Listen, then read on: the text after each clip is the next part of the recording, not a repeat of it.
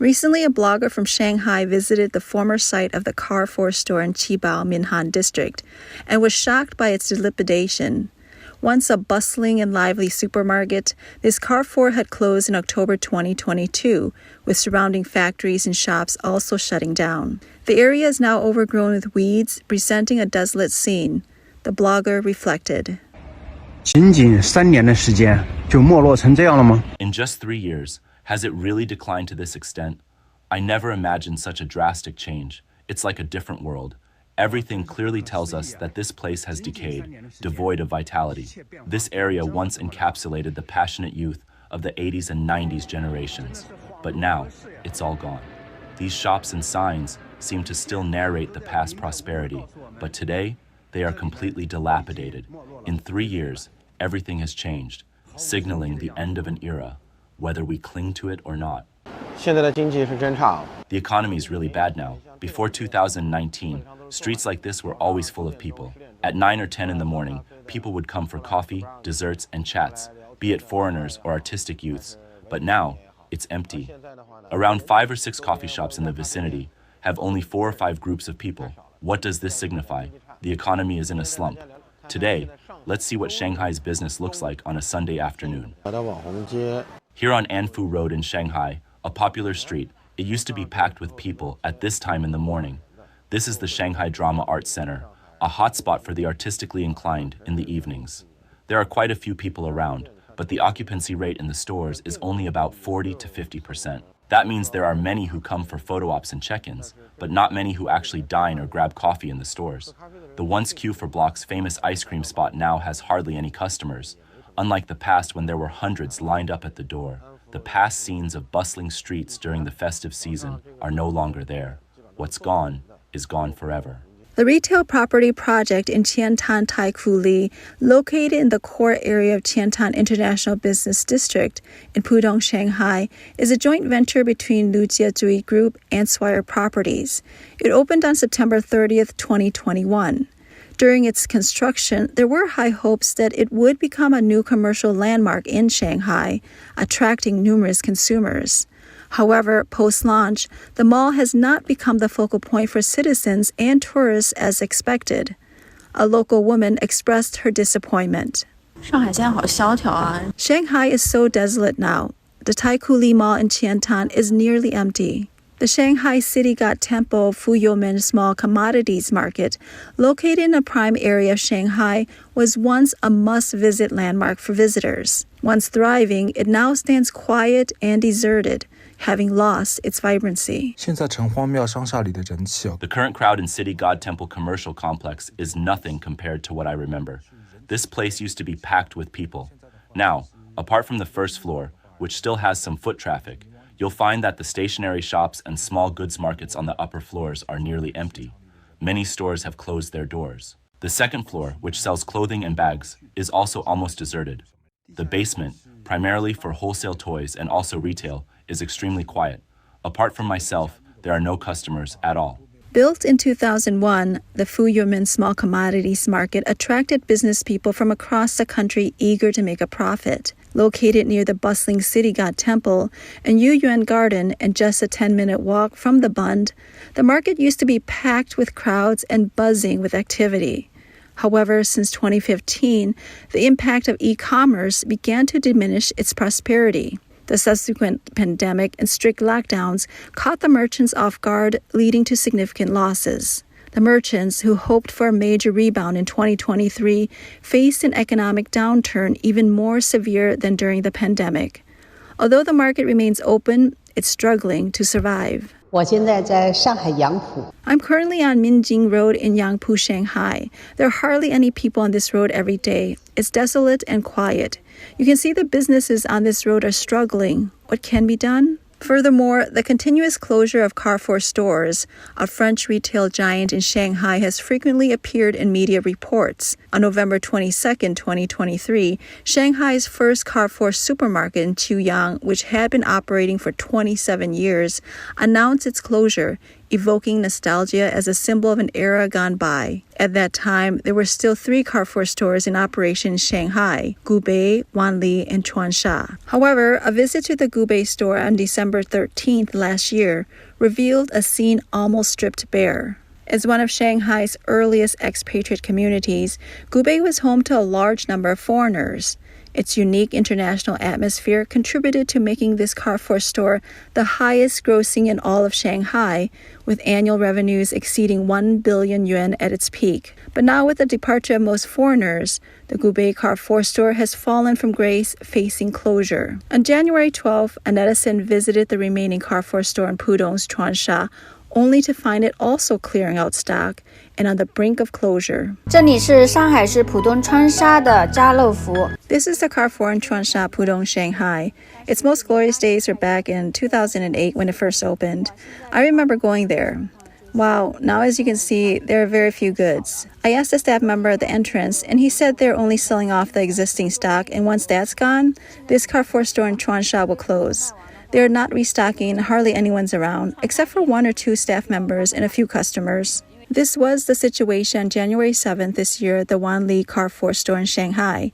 Similar to the Chuansha store, although still staffed, the shelves are sparsely stocked, indicating an imminent closure.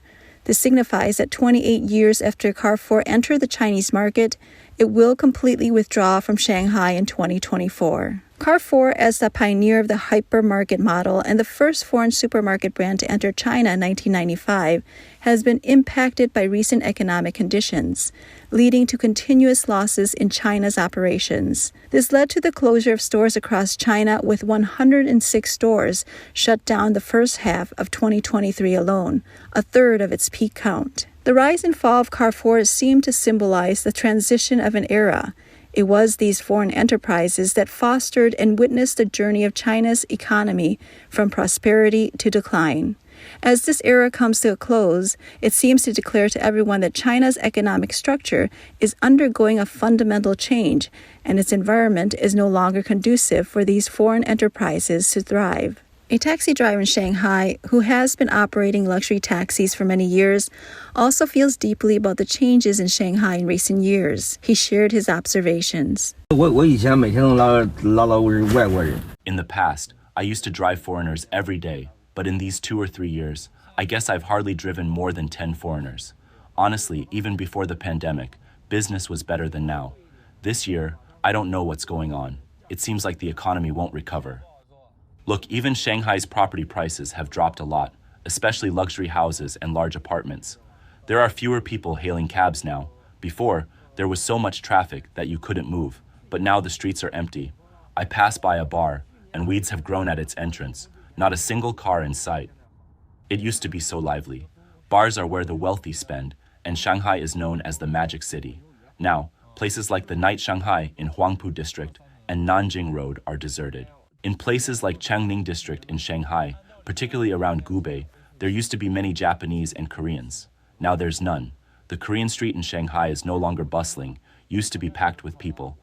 I don't know what happened. All the foreigners have left.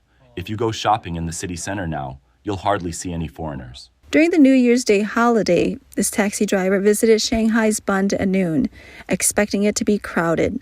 To his surprise, the once bustling Bund was nearly deserted. He reflected. If the Bund is deserted, then there's nowhere in Shanghai that's bustling.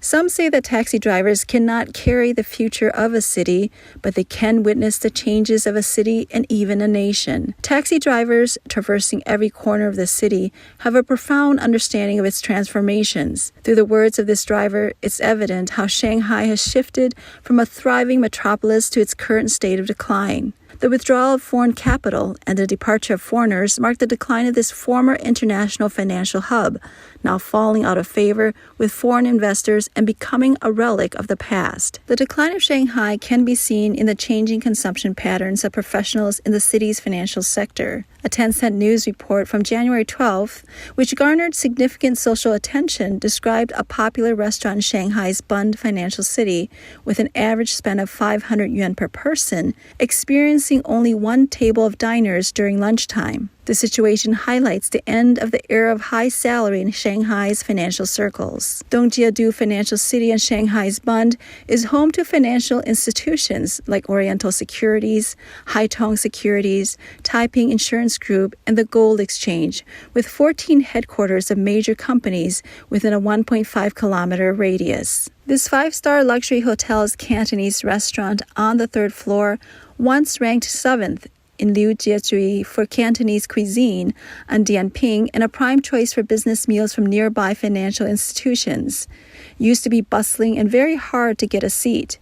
However, a few days ago, a diner going by the name Li Min was shocked by the unusually deserted scene during her first visit. During the nearly 2-hour lunch, Li Min and her friend were the sole patrons in the lobby, and the private rooms were eerily silent, a stark contrast to the restaurant's typically busy state. During the meal, Li Min's friend lamented that 2023 felt like the worst year in his 20-year career, stating that there's a severe overcapacity in Shanghai's investment banking sector. According to the China Securities Association, the number of sponsor representatives in the industry was only 3,810 at the end of 2019. By the end of 2023, the 142 brokerage firms had 8,632 sponsor representatives, an increase of 4,822 people in just 4 years, a growth of 127%. Li Min's friend revealed that while financial institutions haven't resorted to direct layoffs or explicit pay cuts like some internet giants, the major business lines in the company and the industry are facing significant challenges. The substantial year-end bonuses they used to eagerly anticipate now seem out of reach. "It's better not to think about bonuses," he said. "Keeping our jobs is what matters."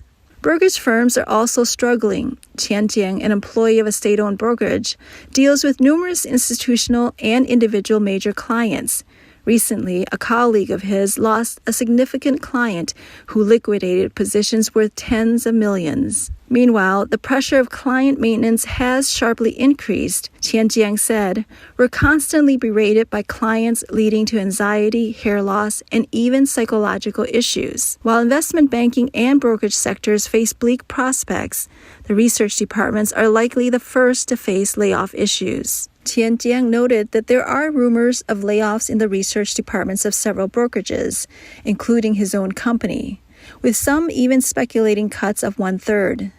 He estimates that layoffs and salary reductions are inevitable given the current situation. Not only the financial sector, but other industries are also facing layoffs and pay cuts. Do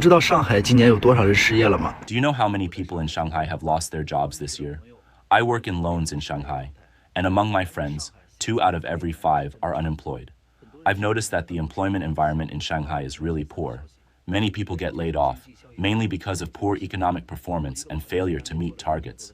I have a friend who worked for over a year at a place where the boss couldn't afford to pay salaries. They went to arbitration and only got 40% of what was owed and had to return to their hometown. More and more young people are starting to plan on delivering food or parcels, and many of them are girls. So, if you have a job now, you really need to cherish it. The exodus from Shanghai has begun. Migrant workers are returning to their hometowns. Many have left, never to return. The Hongqiao railway station is crowded, but factories are eerily quiet.